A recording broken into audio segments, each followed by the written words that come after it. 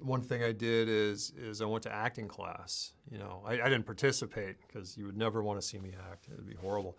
But to understand how do they learn and how do they talk about their craft? What's the language that they use when they discuss acting? How do they talk about their technique?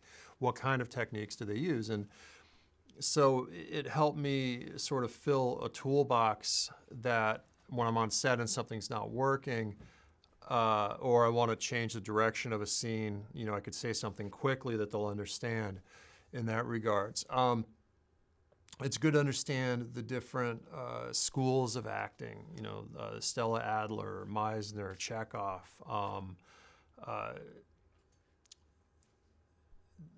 There's, you know, the method of it all. It's good to understand how an actor's trained, so when they tell you that they've gone to a certain school, you have some sort of understanding of how they're going to attack the problem or the character. And it's also good to go to theater. I don't go to enough, but it's good to watch good actors. You're always going to learn from good actors, and something about live acting and seeing that is very helpful. For me, the best part of the process is working with actors. It's what I love most. Mechanical, you know, action is mechanical. Production itself, there's something very mechanical about it. But acting is really the art of film.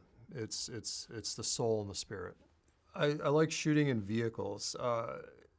What's great about a vehicle is the scenery changes, and the actors can't get away from each other. So it's a great stage, and there's also a proximity to the actors. It forces a physical proximity. But the use of space and the visualization of space is something as a director you have to think about, because that's your stage. What is the stage? You know, the set, the setting, and how you place people within that is important. Depending on the project, you know, when you're doing a naturalistic movie, you just send the actors in and have them rehearse the scene, and they'll develop their own blocking, and it can change from take to take depending on how technical the photography is. If it's technical photography, sometimes you have to tell them where to be, and it is a little more theatrical in that sense, and you drop marks, and sometimes they complain because now you're impinging on their performance. They don't like that. In this case, because in Fury, 35mm photography in the anamorphic lenses is a very studied frame, so it was important how to place the actors. And they usually understand why they have to do that. They'll have to maintain their marks and their eye lines throughout a scene.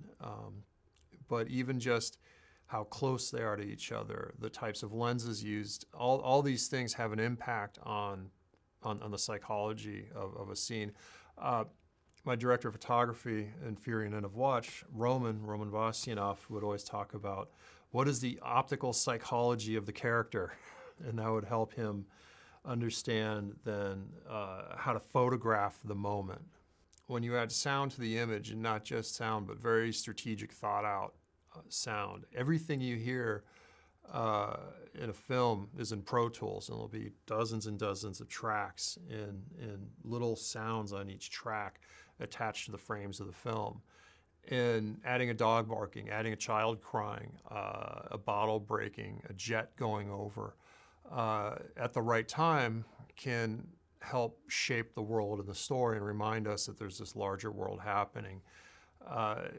In End of Watch, I had sound recorders go out into the neighborhoods of Los Angeles and get all these details. We mic'd up a police car with a couple dozen microphones, and the wheel wells and sirens and engine and exhaust and upper engine, lower engine, suspension noise, and all these recordings are then very thoughtfully brought into the picture in order to tell that story. And what it does is it gives the characters mass. It gives things mass. It gives things weight and presence. And you can keep someone alive off camera by giving them a sound presence.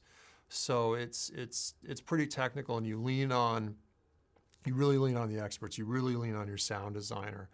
And the editor also plays a big role in choosing what we hear. And someone who's gifted in that regard is really priceless to a filmmaker. I don't like writing, but it's how I started in the business. Writing's very lonely, introverted work, and it's directing that really excites me. It's directing that I love, that I'm passionate about directing. And being a director and a writer, oftentimes when you're filming, you get in situations where a director wants to change a continuity, change something in the script, change an element, have an actor say a different line. And then you got to call the writer, or maybe he's on set, and bring him in and go, hey, I want to do this, and his hair will turn white and explain why you can't. As a director, I have everything, and I have the whole script in my head because I wrote it. And so I have an understanding of the characters and the detail, the intricacies, and I know the ripple effects, I know the knock-on effects, and it helps me a lot as a director because I understand story structure. And so I'm not just shooting a script, I'm telling a story with camera and performance, and it allows me to have this very detailed, nuanced understanding of how everything interlocks. And then once you get on set, you start seeing what really works, because even as a writer, you're guessing, because writing is an absolutely separate medium from film, and the script itself is disposable. The script will never be seen. The script will never be out there as a work. It's a transient medium, and it's very disposable in that sense. The film school route in success will give you access to the industry in theory, but in all honesty, on my side of the business and where it's at, no one's really looking at that resume. They're looking at the person, they're looking at their abilities. And I guess I was fortunate. I didn't go to college. I didn't do any of the normal things one does. I was in the military. I was a builder. I've seen things in life, and it's that life experience that helps me understand people and understand how people work. So sometimes life experience can be more valuable than often a formal education. I'm going to horrify parents by saying this, but it can be true. Sometimes just seeing the world will be more nourishing to a creative career than classwork.